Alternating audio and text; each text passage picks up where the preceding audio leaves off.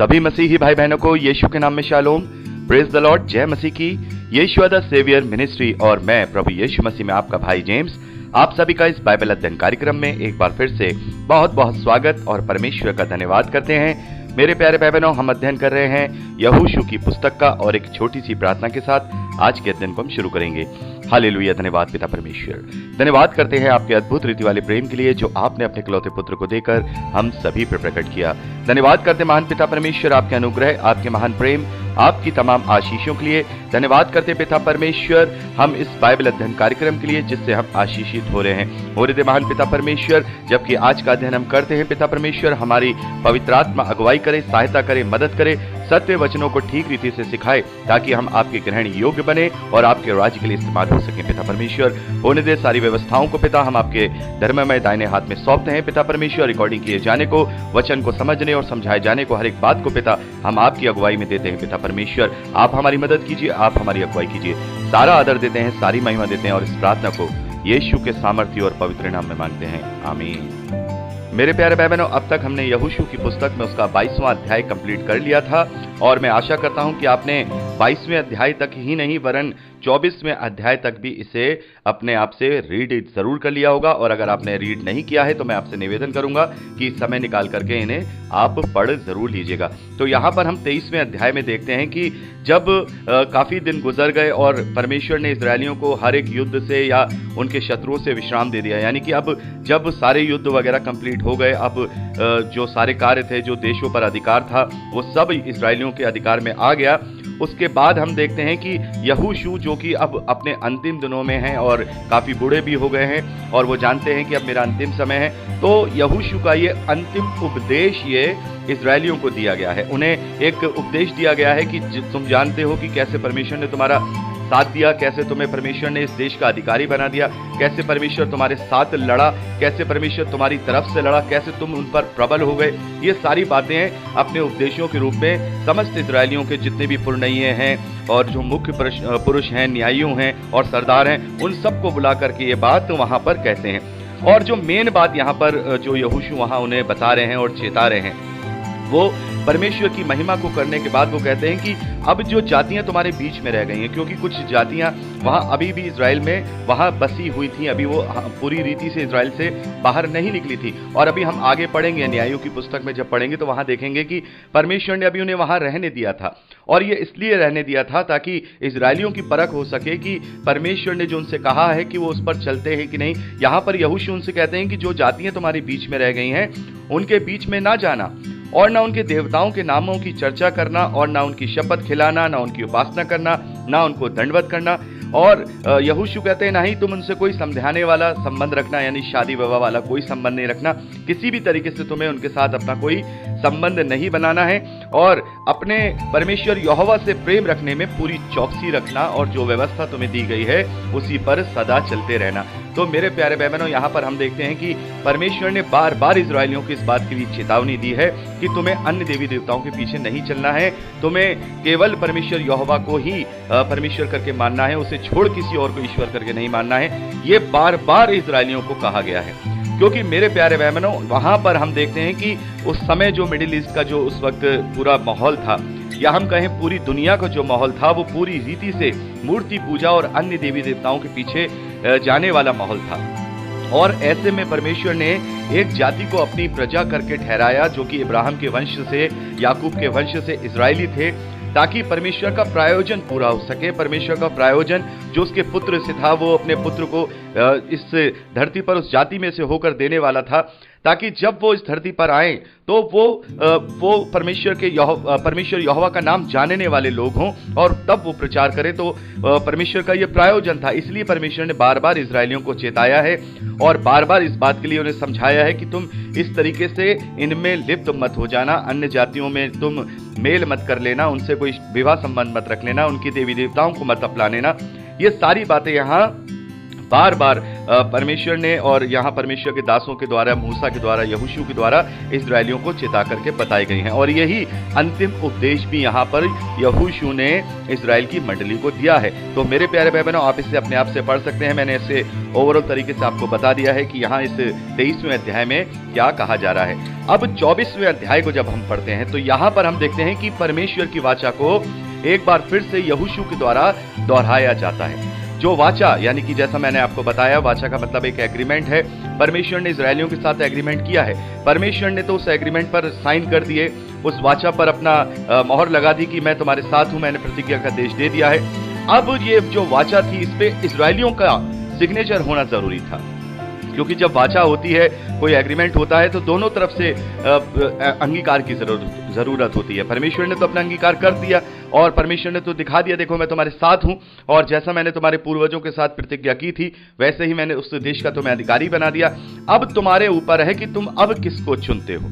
अब तुम किसको चुनते हो। 24वें अध्याय पहले वचन से लेकर 14वें वचन तक यहोशू यही अंतिम आदेश इस्राएलियों को देते हैं। पहले तो वहां 24वें अध्याय पहले वचन से लेकर 14वें वचन तक वो सारी बातें परमेश्वर की उन्हें बताते हैं। वो सारी बातें स्मरण कराते हैं कि परमेश्वर ने कैसे उनका साथ दिया, कैसे उनकी तरफ से वो लड़ा, कैसे परमेश्वर ने अद्भुत रीति से उन्हें मिस्र से छुड़ाया और कैसे बड़े बड़े देश उनके वश में कर दिए, कैसे उनका एक इजरायली दूसरे लोगों के, अन्य जातियों के 1000 लोगों के बराबर परमेश्वर ने कर दिया। ये सारी बातें पहले यहोशू यहाँ पर बोलते हैं।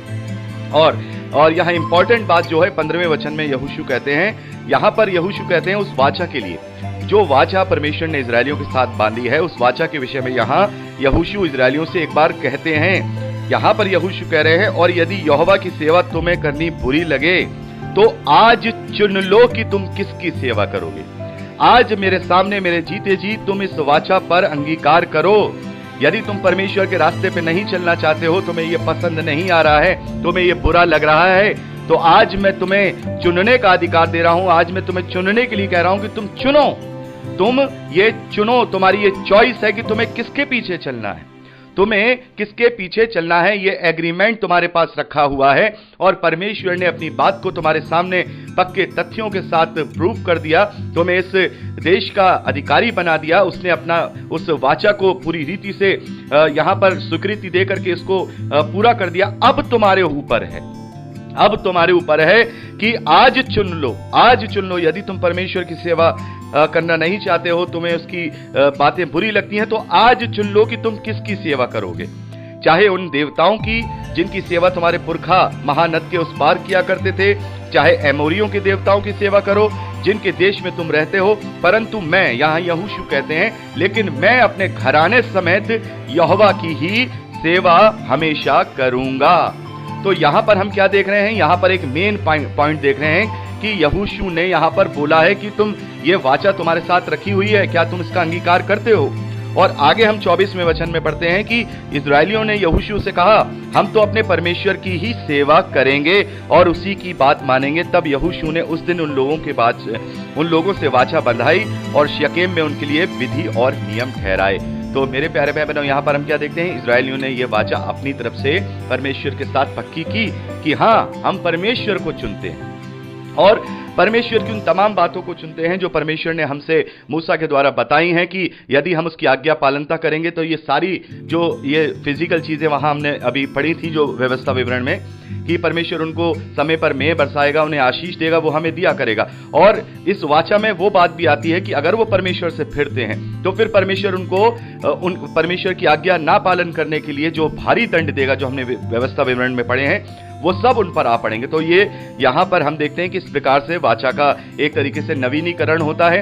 परमेश्वर की ओर से तो मोहर लग गई, अब इस्राएलियों ने भी यहां पर ये अंगीकार किया यहोशू के सामने कि हाँ, हम तो केवल अपने परमेश्वर यहोवा की सेवा करेंगे और उसे छोड़ किसी को नहीं मानेंगे। तो यहां पर जो खास बात है मेरे प्यारे भाई बहनों, मैं आपको बताना चाहता हूं। बहुत सारे लोग ये कहते हैं और मुझसे भी कई बार सवाल किया जाता है कि मैं हमेशा इस बात का प्रचार करता हूं कि मनुष्यों को या स्वर्गदूतों को फ्रीडम ऑफ चॉइस दिया गया है, चुनने का अधिकार दिया गया है। तो कई बार सवाल ये आता है कि ये वचन कहाँ लिखा है या हम किस वचन से ये प्रूव करें कि परमेश्वर ने हमें चुनने का अधिकार दिया है। तो यहाँ पर हम क्या देख रहे हैं, परमेश्वर के दास यहोशू के द्वारा परमेश्वर की बात ही कही जा रही है कि आज तुम चुन लो, चुन लो, तुम्हारे पास फ्रीडम ऑफ चॉइस है, तुम्हारे पास चॉइस है कि तुम गड्ढे में गिरना चाहते हो या फिर परमेश्वर की सहभागिता में रहना चाहते हो। तो यहाँ इस वचन से हम इस बात को प्रूव करते हैं कि परमेश्वर ने हमें चुनने का अधिकार दिया है। परमेश्वर ने कोई हमसे ये नहीं कहा है कि तुम मानो ही मानो, तुम मानो ही मानो, तुम्हारे पास कोई अधिकार नहीं है। हमारे पास अधिकार है, हमारे पास बुद्धि है, और इसीलिए प्रभु यीशु मसीह ने ये अपनी आज्ञा में कहा है कि तुम अपने प्रभु परमेश्वर से पूरे मन, पूरे प्राण और बुद्धि के साथ प्रेम करो, बुद्धि के साथ प्रेम करो, चुन के उसको अपने फ्रीडम ऑफ चॉइस के द्वारा उसे चुनो। यदि तुम अंधकार को चुनोगे तो फिर अंधकार के जैसा तुम्हारा हाल होगा, तुम्हारा हश्र वैसा ही होगा। यदि तुम ज्योति को चुनोगे तो फिर ज्योति के समान तुम उसकी सहभागिता में रहोगे। तो ये चुनने का अधिकार परमेश्वर ने दिया है। जो ये सवाल आता है कि ये फ्रीडम ऑफ चॉइस का वचन कहाँ है, तो यहां पर ये वचन है, यहां पर यहोशू कहते हैं कि आज चुन लो, आज चुन लो, you have freedom of choice, तुम्हारे पास फ्रीडम ऑफ चॉइस है, चुनने का अधिकार है। आज तुम चुन लो कि तुम किसकी सेवा करोगे। मेरे प्यारे भाई बहनों, आज भी हमें अपने आप से पूछना है कि आज हम चुन लें, आज हम चुन ले कि हम किसकी सेवा करेंगे, हमें किसकी सेवा करनी है। और एक गीत भी हम गाते हैं कि यदि प्रभु की सेवा करोगे तो वो अपनी आशीष तुम्हें देगा, यदि हम यीशु की सेवा करेंगे तो वो अपनी आशीष, स्वर्गीय आशीष वो हमें देगा, और यदि हम पाप की सेवा करेंगे तो फिर हरगिज माफ ना करेगा। तो मेरे प्यारे भाई बहनों, आज हमें चुनना है, ये चुनने का अधिकार हमें यहां दिया जा रहा है, आज हमें चुनना है। यहोशू ने उस वाचा के लिए एक बार फिर से इजरायलियों से कहा है कि आज तुम चुन लो। तो मेरे प्यारे भाई बहनों, यदि हम मसीह विश्वासी हैं, हमने अंगीकार किया है, प्रभु यीशु मसीह को अपना उद्धारकर्ता करके माना है, तो हम अपने आप से वादा करें कि हमने चुना किसको है। क्या हम प्रभु यीशु मसीह के पीछे चलने वाले हैं? क्या हमने अपना क्रूस उठाया है? क्या हमने अपना इनकार किया है? क्या हमने उसके पीछे चलने का अपने आप को, जो हमें अधिकार दिया गया था, उस अधिकार के द्वारा हमने उसे चुन लिया है? क्योंकि परमेश्वर ने हमें चुना है, हम जानते हैं कि परमेश्वर ने हमें चुना है, लेकिन जो पीछे चलने का जो अधिकार है वो हमारे पास है। हम चाहें तो शैतान के पीछे भी चल सकते हैं, हम किसी को रोक सकते हैं क्या? आज हम परमेश्वर को बुरा कहने लगे और प्रभु को छोड़ दें, उससे कुछ भी फर्क नहीं पड़ेगा। हमने चुन लिया, अंधकार को चुन लिया। यदि हम ज्योति को चुनेंगे तो ज्योति के समान हम उसके साथ सहभागिता में अनंत काल के लिए जिएंगे, हमेशा हमेशा के लिए। यदि अंधकार को चुनेंगे तो अंधकार और अंधकार की शक्तियों का हश्र, शैतान का हश्र, हम प्रकाशित वाक्य में पढ़ते हैं कि वो सदा के लिए उस गंधक की झील में डाला जाएगा और उसके लोग भी वहां उसके साथ डाले जाएंगे। तो हमें ये चुनना है, ये चुनने का अधिकार हमें दिया गया है। और यहाँ पर हम देखते हैं कि इजरायलियों ने परमेश्वर को चुना है और हमने भी परमेश्वर को ही अपना चुना है कि हमें ये चॉइस दिया गया कि अब हम अपना जीवन कैसे बिताएं, कैसे अपना जीवन बिताएं, आगे को अपना जीवन कैसे बिताएं। जब हमने मसीह में होकर के बपतिस्मा लिया है तो पौलुस यही कहते हैं कि जब हमने मसीह की समानता में, मसीह में हमने मृत्यु का बपतिस्मा लिया है तो हम आगे से पाप का जीवन कैसे बिताएं।